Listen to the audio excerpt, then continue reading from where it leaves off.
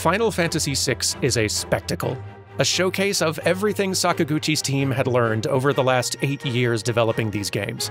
Final Fantasy VI further refines these games' evolving approach to character animation, wholeheartedly embracing the character-driven philosophy introduced in Final Fantasy IV. It is the franchise's last mainline entry of the 16-bit era, the last hurrah for 2D pixel art in the core series, and it is, ultimately, a blueprint, the foundation upon which a new era of Final Fantasy games would be built. Welcome to the animation of Final Fantasy.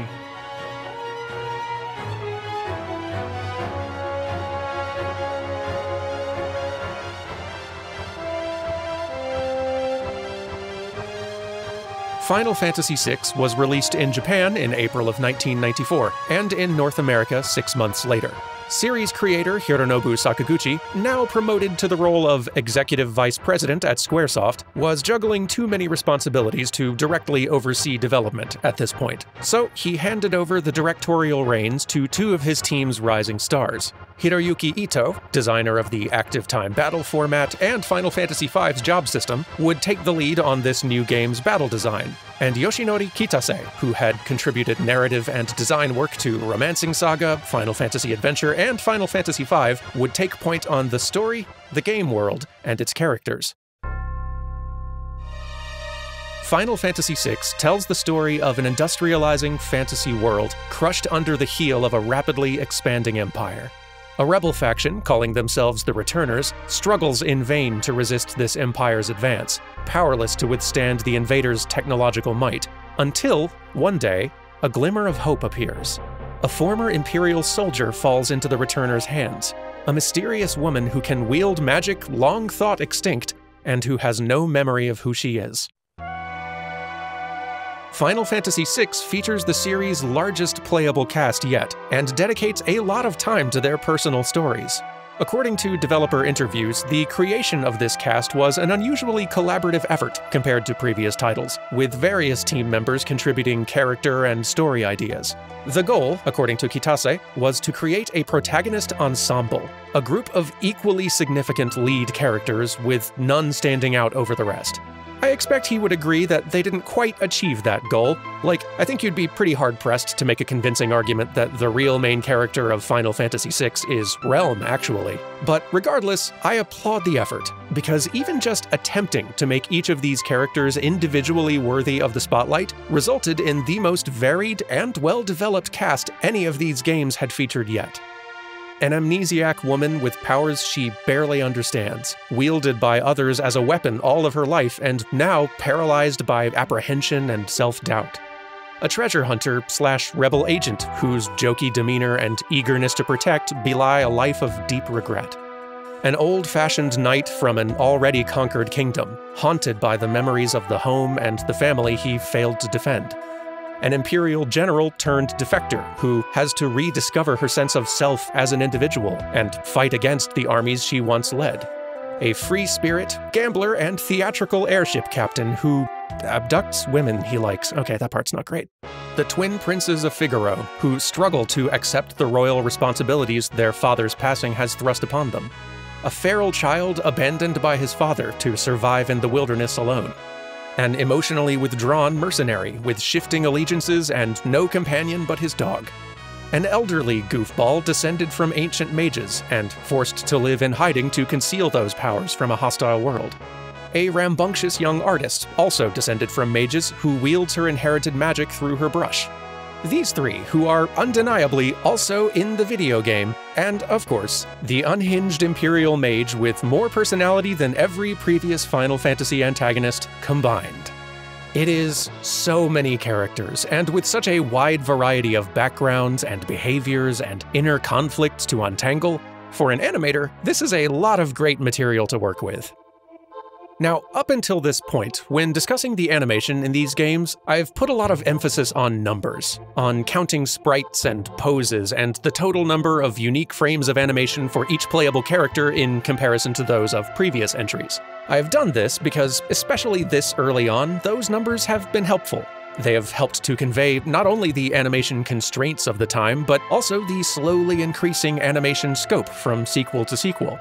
And when you have so few poses to work with per character, seeing which specific actions and activities those precious few sprites are dedicated to portraying can provide some useful insight into what the developers on those early games prioritized. However, we are fast approaching a point in this franchise's history where animation count ceases to be useful information. We are eventually going to be talking about games where the main characters have literally hundreds, if not thousands, of animations each. There comes a point of scale where the quantity matters far less than the quality, how effectively that abundance of animation serves the game's narrative and play experience. So, rather than rattling off increasingly large numbers, let's shift focus to implementation and impact. How does this game's animation build upon previous entries to better achieve its play experience and narrative aspirations? There are a lot of improvements to cover here, but the most impactful difference is a simple change in the approach to character sizing. In every one of these games so far, characters have been displayed at 2 different sizes for different modes of play. When you were navigating the world, exploring towns, or watching story cutscenes, your characters were displayed as these 16 by 16 pixel sprites. Then, when it was time for battle, you would get these taller 16 by 24 sprites, which allowed for more detail and slightly more nuanced posing. Final Fantasy VI breaks tradition here by doing away with these smaller 16 by 16 sprites entirely. Now, your playable characters are displayed as 16 by 24 sprites everywhere, whether they are in battle or wandering the world. And this choice to make character scale consistent across all modes of play results in an enormous animation upgrade to pretty much anything that happens outside of combat. Characters' basic locomotion around the world can finally be rendered with the same level of detail those battle sprites have been getting all these years. So now your character can not only have more distinct left and right steps to the stride of their walk, but even little secondary touches like hair swishing back and forth or the flapping of a loose cloak. But even more importantly, this also applies to emote poses. The world and town view is where Final Fantasy characters have been doing all of their acting and expression these last 2 games. Emote animations have quickly become one of these games' most vital narrative tools, and now those poses can be given more detail and nuance. And on top of that, this overworld sprite size upgrade is also a big win for the non-playable characters. Now, even the world's minor NPCs can be given more detail and variety, and they can perform their ambient activities more expressively, making the towns they inhabit more lively and distinct from each other. But it turns out, this change in approach to sprite sizing is actually an enormous upgrade for the battle screen as well. But Dan, I hear some of you saying, the characters in these games have always had 16 by 24 sprites in combat. This is not new. And you're right, but now that character sprite size is consistent across all modes of the game, that means all of those sprites can now be used anywhere. No longer are characters limited to using battle sprites only in combat and emote sprites only in the world view. Now, characters can stop mid-fight and visibly react to something.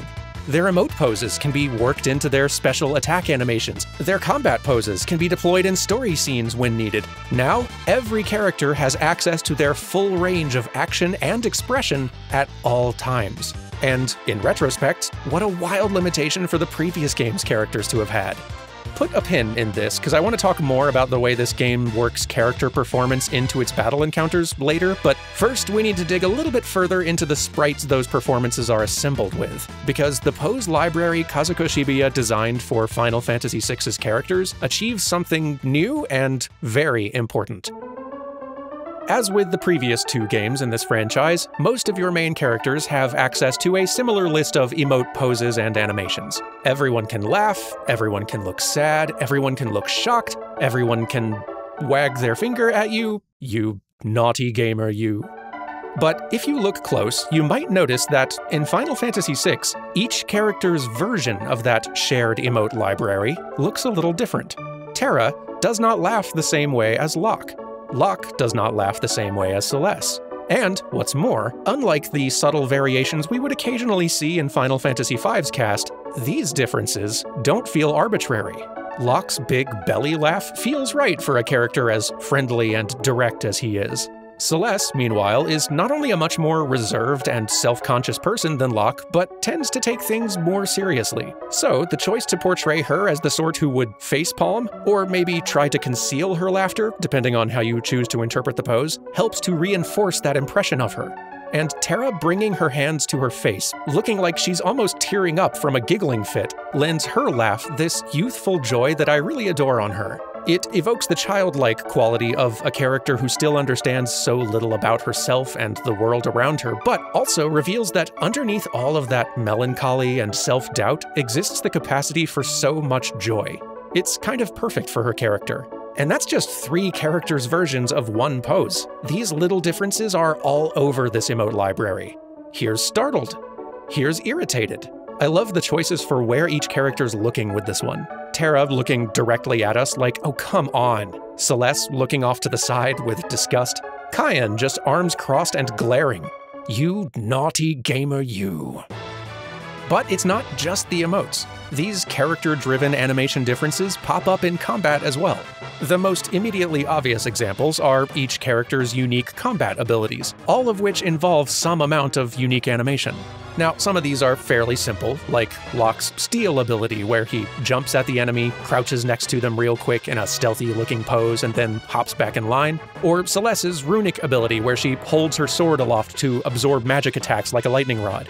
Some of these ability animations are much more elaborate and numerous, though. Like, Cayenne has a whole arsenal of flashy sword techniques. Edgar can fight with a bunch of high-tech tools. Sabin's got this whole array of unique brawl abilities. Tara can morph into her Esper form, which has an entirely new set of combat sprites.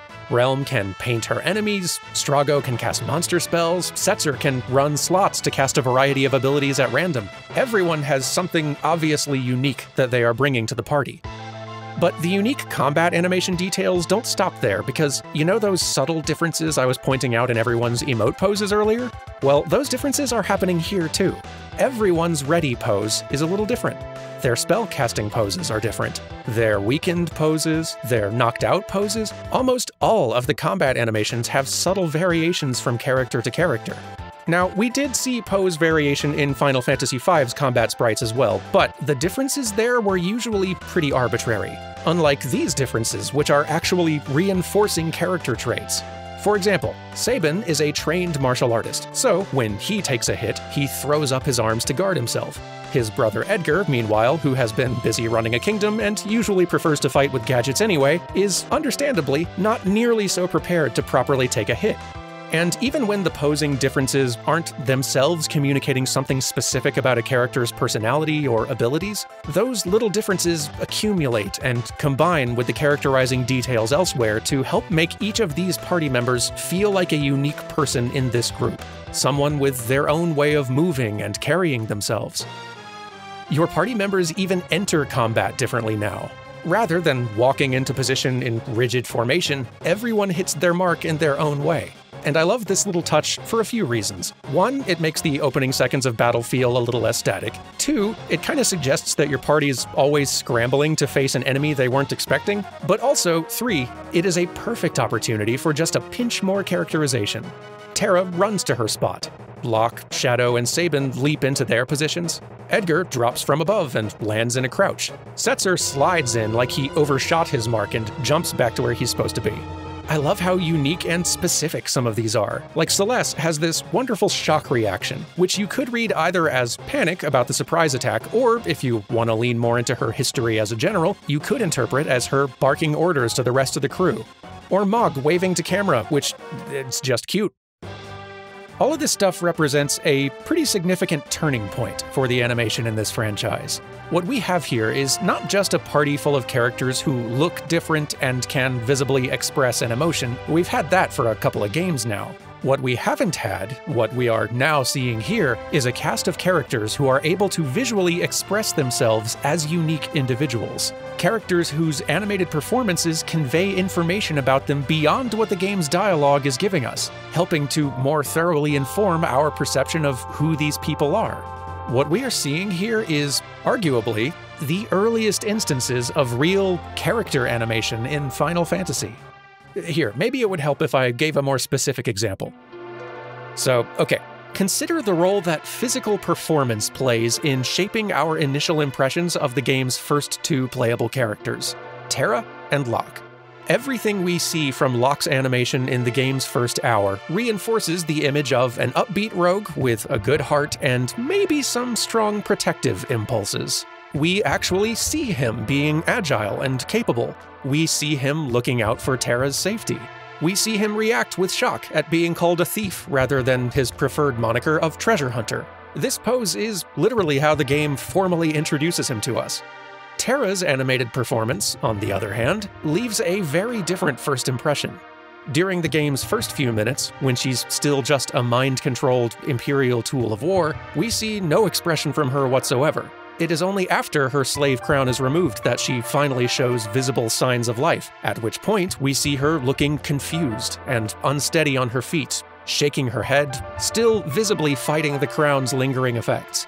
And where Locke was introduced with a big, goofy shock reaction, Terra just looks somber and lost in thought. Our first impressions of these characters aren't just coming from the game's text, but from these simple, distinct animated performances. Their body language, basically. This is what I'm saying. We have finally reached the point where we can start reading Final Fantasy characters' body language. And the characters in this game are capable of some surprisingly nuanced acting, relatively speaking. I mean, yes, we are still talking about little 16-bit sprites, and they are still having to lean very heavily into broad pantomime just to be understood. But, thanks to the added detail afforded by these taller sprites, these characters are able to perform this exaggerated acting shorthand with just a little more subtlety than we saw before. Like the way Terra can convey confusion with just a few carefully timed blinks. Or the way Edgar and Locke can sell this line being spoken in a hushed, secretive tone just by standing side by side and glancing over at each other. The wider your character's range of animated expression, the better equipped they are to tell stories. And Final Fantasy VI takes full advantage of this improved resource. Final Fantasy has always been a franchise that prioritizes story. This has been Sakaguchi's driving motivation ever since Game 1, and you can just feel this team pushing narrative presentation as far as this hardware will allow, trying to find where the limit is. How grand and cinematic can they manage to make this story feel on a 16-bit home console? The most prominent showcases of this effort are the big set-piece moments that everyone who plays this game remembers. That gorgeously solemn opening credits sequence. The ruining of the world. That extravagant final showdown against a god of magic who fills 4 screens. That 20-minute epilogue immediately after. A full-blown opera, for heck's sake. These moments are visual spectacles which demand and deserve your appreciation. It is really wild looking at Final Fantasy IV and VI side by side, seeing the level of technical and artistic mastery this team achieved in just a few short years. But Final Fantasy VI's upgrades to narrative presentation aren't all just big escalations in spectacle. In fact, I would go so far as to argue that some of these less obvious improvements have an even larger cumulative impact on the game's story experience. Look at how much more complex and visually dynamic the blocking and staging in some of these very basic conversation scenes is starting to get. Like this scene, after our heroes escape from an Imperial attack on Figaro Castle. An entire conversation taking place on Chocobo-Back as they flee, with characters shifting speed as they talk, eventually coming to a stop as the conversation gets more serious. Or, similarly, consider this group discussion that happens as you leave Zozo. Everyone in the party bunching up into little groups, having their own little private conversations as the camera follows them down the building, and Gao just doing his own thing, climbing down the side. Both of these scenes could absolutely have taken place on a static background with characters just standing and talking at each other. It's probably what the previous games would have done. And Final Fantasy VI has plenty of those scenes as well, because I imagine that this more complex walk-and-talk choreography took quite a bit longer to script out and fine-tune. But this treatment not only keeps the game's pace flowing, but it also just makes for a more interesting-looking scene. It is a better directed cinematic, for lack of a better word. And this finally brings me back around to character performances in combat encounters, because this more ambitious approach to staging narrative scenes is happening in the battle screen too. Ever since Final Fantasy II realized that it didn't have to stop telling a story just because combat started, these games have been finding more and more inventive ways to create narrative moments inside the confines of the battle screen. Over the last 4 games, we've seen fights which include scripted events and predetermined outcomes, fights against enemies with uniquely story-driven mechanics and victory conditions, and fights which try to create a particular mood or tone, from tragedy to comedy. But there's always been this one pesky constraint on these innovations. Your characters in those games simply could not do much expressing in this space. Their combat animation set just wasn't built with acting in mind. Fortunately, thanks to that sprite size overhaul, Final Fantasy VI does not have that problem. And that means it can turn this battle screen into an effective theater stage anytime it wants. I just adore this bit where, once you've got all 3 of these characters in the party, the first time you have Terra cast a magic spell in battle, Edgar and Locke just stop the fight where it is to lose their minds about it. So astounded are they at seeing a human do something impossible. They don't use this trick all that often, but the way that this game can so effortlessly pivot from combat to fully choreographed story scene, right back into combat again, exactly where you left off, is so cool. In fact, the more I think about it, I am not sure that another mainline Final Fantasy game was able to insert a cutscene into the middle of a fight quite this smoothly until the most recent ones, actually. But my absolute favorite use of the battle screen for story purposes are these: Terra's earliest encounters with an Esper. The first happens at the very start of the game, when she is still under Imperial control. You march her through this snowy town with 2 other armored Imperial troops, fighting a few easy battles, just obliterating anyone standing in your way, until you finally reach the relic they've been looking for, and suddenly you are dropped into the combat screen, facing it, but not fighting it, because really this is just a cutscene of Terra and this strange entity having some sort of reaction to each other's presence, and the troops behind her being confused before the Esper just erases them.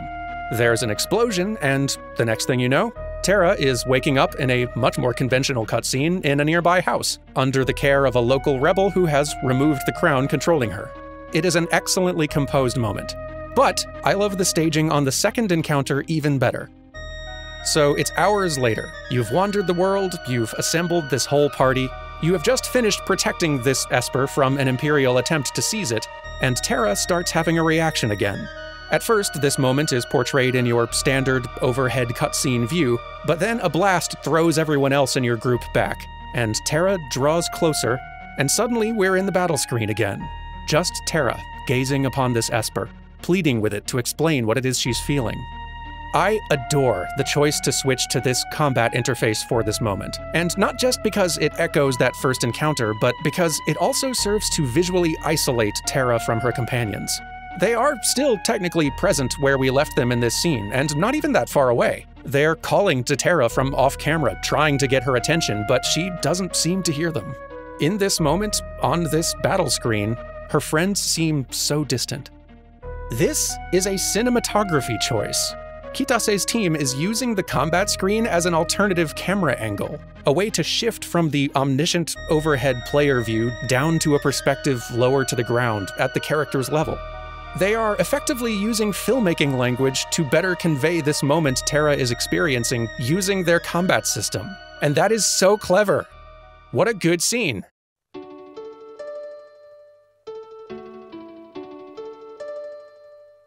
We have seen so much formative animation progress over these first 6 games. We've gone from a party of non-characters who can only walk and fight to an ensemble of distinct personalities who can actually perform, and even express themselves non-verbally to a limited degree.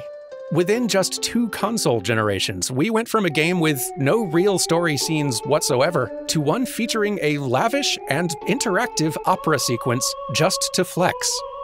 The shift from pixels to 3D graphics was an inevitable one for an RPG series with such cinematic aspirations, but it is fun sometimes to imagine a world where Final Fantasy stuck with pixel art for another game or 2. How would they have tried to top this, do you think?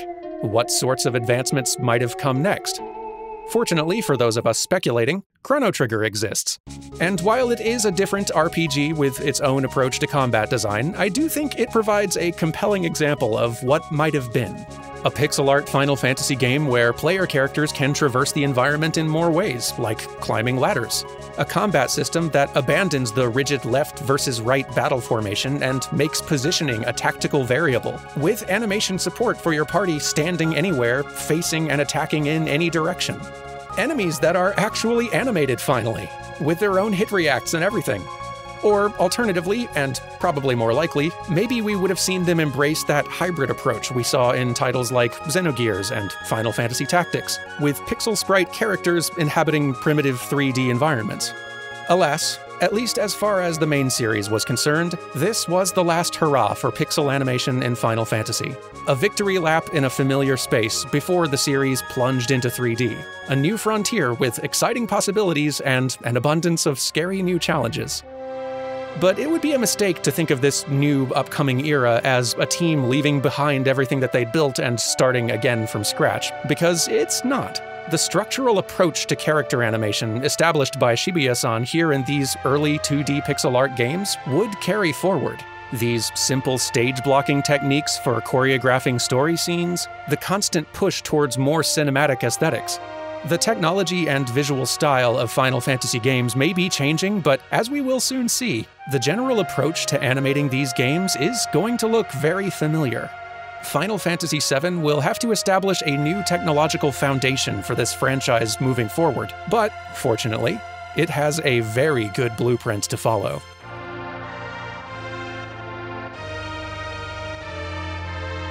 A very big thank you to my patrons for supporting this channel and making it possible for me to sink so much time into videos like this. And 3D game animation is my job, so I'm very excited to start digging into these early PlayStation entries. There's going to be a lot to cover, so be sure to subscribe if you want to see those videos as soon as they drop. Thank you very much for watching, and I'll see you next time.